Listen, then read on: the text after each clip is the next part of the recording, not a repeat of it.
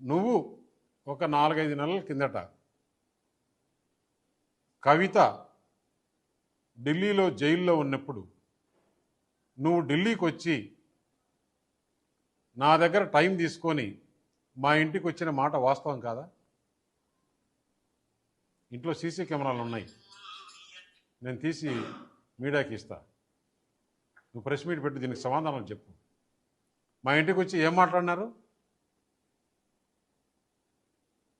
మేము చేసిన అవినీతి అన్నీ కూడా ఈడీ సిబిఐ రాకుండా, లేకుంటే కవితను బయటికి వదిలేదానికి ఏర్పాటు చేయండి.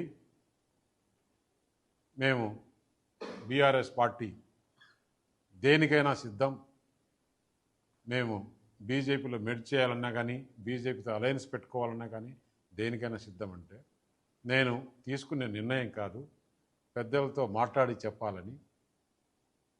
పెద్దలతో మాట్లాడిన తర్వాత మనం ఎలక్షన్స్లో ఏం చెప్పాం?